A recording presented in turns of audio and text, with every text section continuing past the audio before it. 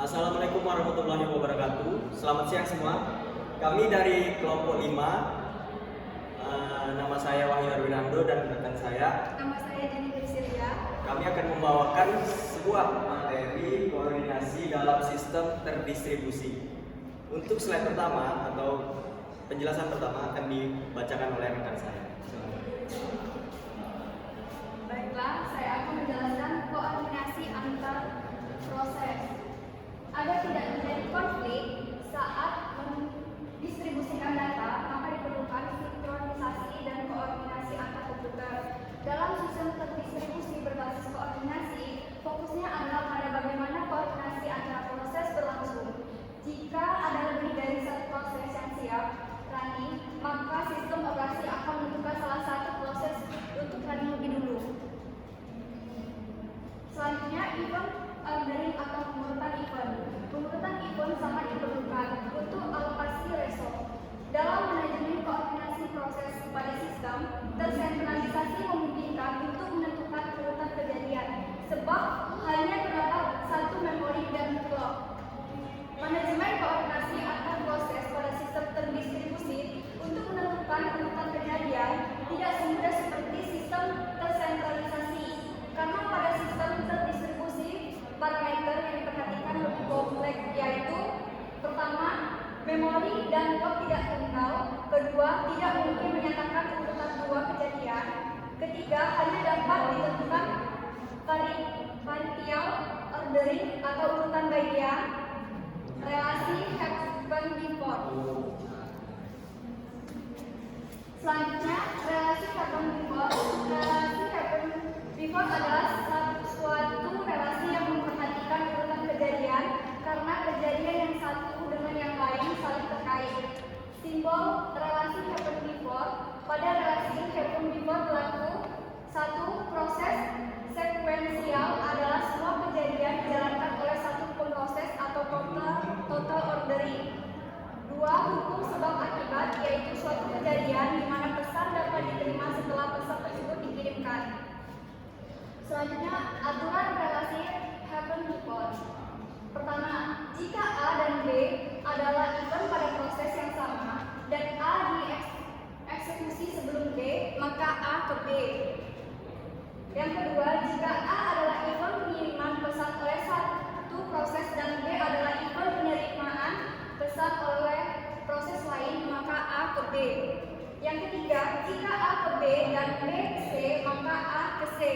Yang keempat, jika A ke B, mungkin A dan B saling mempengaruhi. Yang kelima, jika event A dan B tidak terkait dengan relasi, maka A dan B konkuren atau saling tidak mempengaruhi. Selanjutnya, mutual exclusion. Mutual exclusion adalah jaminan hanya satu proses yang mengakses sumber daya pada suatu interval waktu tertentu, sedangkan proses lain dilarang mengerjakan hal yang sama. Selanjutnya, mutual exclusion terjadi karena disebabkan oleh pertama, tidak ada dua proses yang pada saat bersamaan berada dalam critical selection. Yang kedua, tidak ada proses yang berjalan di luar critical selection pada dapat menghambat proses lain. Yang ketiga, tidak ada proses yang tidak dapat masuk ke dalam critical selection. Yang keempat, kondisi tersebut diatasi dengan menggunakan beberapa macam algoritma. Selanjutnya, algoritma mutual exclusion. Yang pertama, centralized distributed approach atau CDA. Yang kedua, fully distribution approach atau FDA. Yang ketiga, token tracing approach atau TPA. Selanjutnya, centralized distribution approach atau CDA. Ini contoh gambarnya. Selanjutnya itu penjelasannya, tiap proses yang menginginkan mutual exclusion mengirim pesan request ke koordinator dan baru dapat masuk ke CS setelah menerima jawaban dari koordinator. Setelah keluar dari CS, proses tersebut akan mengirim pesan ke result ke koordinator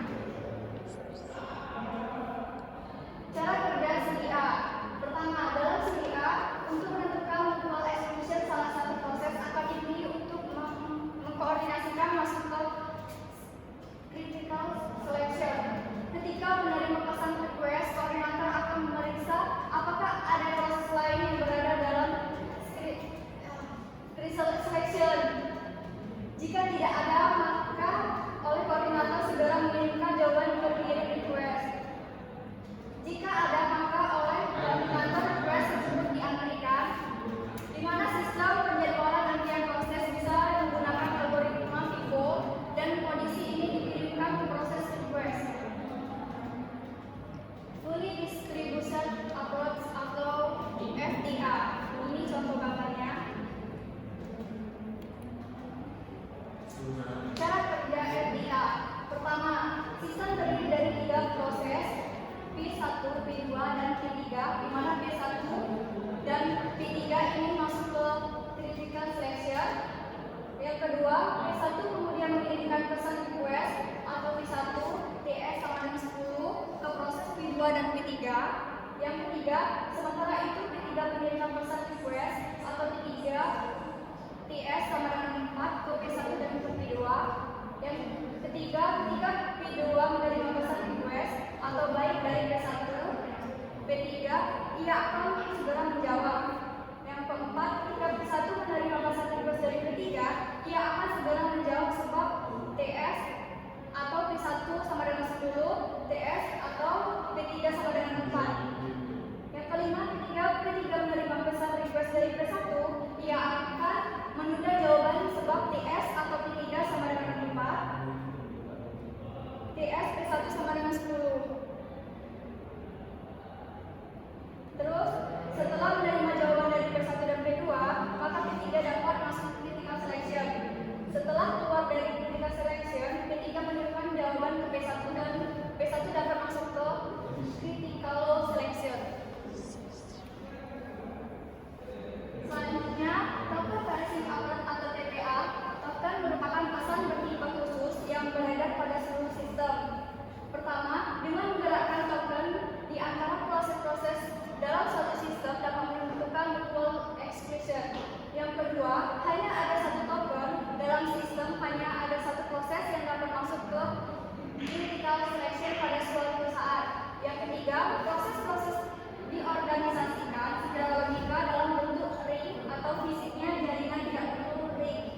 Yang keempat, selama proses-proses saling berhubungan sangat mungkin diimplementasikan suatu logical ring. Cara kerja TDA.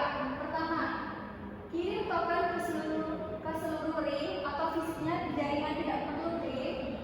Kedua, jika sebuah proses menerima token, maka ia dapat masuk ke critical selection dan mempertahankan token tersebut. Ketiga, setelah keluar dari critical selection, token dilepas dan digerakkan ke seluruh ring. Keempat, jika sebuah proses menerima token tetapi tidak ingin masuk ke critical selection, maka ia akan memberikan token ke tetangganya.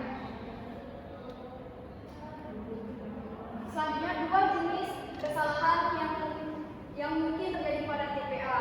Yang pertama, token hilang, memanggil election untuk membangkitkan token baru. Terus contoh yang kedua, proses file structuring baru harus dibentuk. Baiklah, selanjutnya akan dijelaskan oleh Wahyu. Oke, terima kasih saudari Jenny. Untuk selanjutnya, saya Wahyu yang akan melanjutkan. Untuk selanjutnya, ada pemaksaan atau pelanggaran mutual exclusion menimbulkan 1. Deadlock, 2. Starvation, 3. Sinkronisasi. Deadlock. Deadlock adalah suatu kondisi di mana dua proses atau lebih tidak dapat meneruskan eksekusinya. Penyebab utama terjadinya deadlock adalah terbatasnya sumber daya yang akan digunakan oleh proses-proses.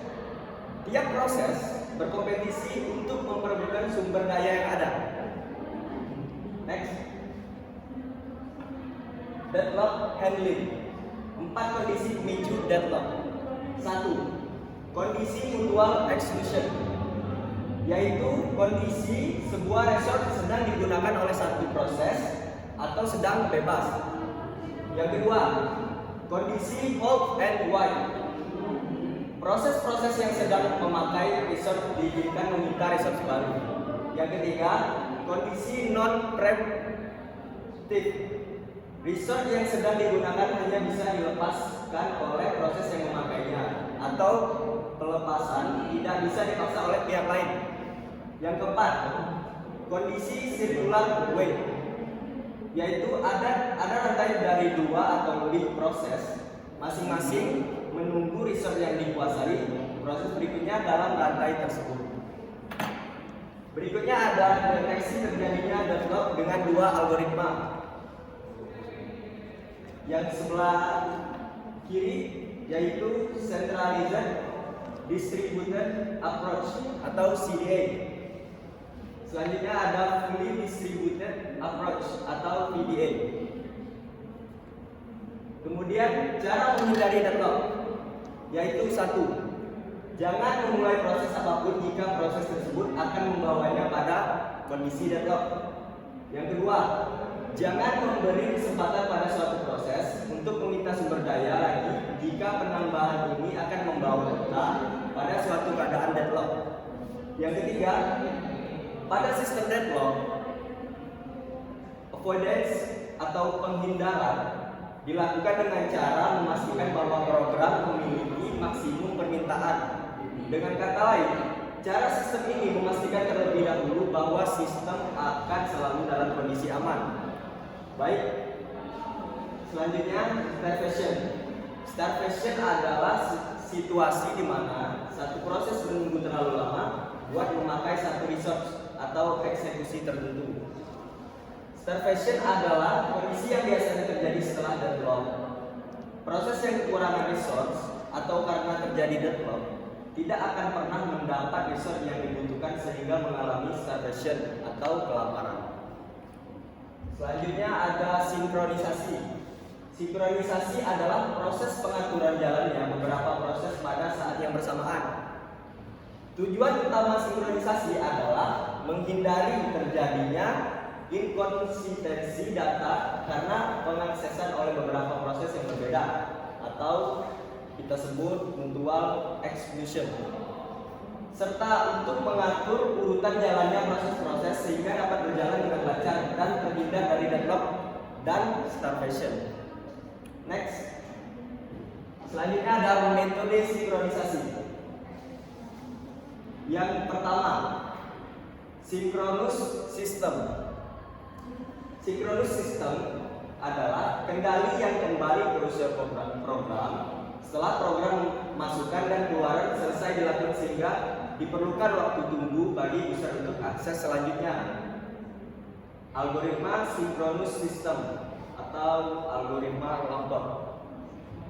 Yang kedua ada asynchronous system.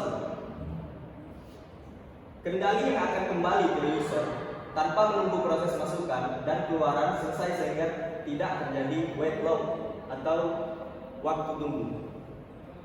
Algoritma asynchronous system atau algoritma Christian, algoritma Barclay. Selanjutnya ada kontrol konkurensi atau konkurensi kontrol. Ketika multiply user mengakses multiply objek basis data yang berada pada multiply site di sistem basis data terdistribusi, maka permasalahan kontrol konkurensi akan terjadi. Konflik terjadi apabila sekumpulan read dari suatu transaksi berpotongan dengan sekumpulan read dari transaksi lainnya, dan atau sekumpulan write dari satu transaksi berpotongan dengan sekumpulan write dari transaksi lainnya. Berikutnya ada 3 pendekatan secara umum untuk mendesain algoritma kontrol konkurensi, yaitu yang pertama write, yang kedua time step, yang ketiga rollback. Oke, write. Write di sini yaitu jika dua transaksi konflik, transaksi yang konflik harus menunggu sampai transaksi lainnya selesai. Yang kedua time step. Urutan eksekusi transaksi berdasarkan time step. Berikutnya setiap transaksi memiliki time step yang unik dan dua transaksi yang konflik diselesaikan berdasarkan urutan time step. Yang ketiga, time step dapat diletakkan di awal, tengah, atau akhir eksekusi. Kemudian yang terakhir, rollback. Dua transaksi yang konflik, salah satu transaksinya diulang kembali kerjanya. Kemudian disebut juga optimistik karena bila terjadi konflik maka beberapa transaksi akan di-rollback. Oke, terima kasih. Sekian penjelasan dari kami kelompok 5. Bila ada kekurangan mohon maaf. Saya rasa semua teman-teman sudah mengerti tentang koordinasi dalam sistem terdistribusi. Oke, sekian terima kasih dari saya dan rekan saya Jenny. Assalamualaikum warahmatullahi wabarakatuh.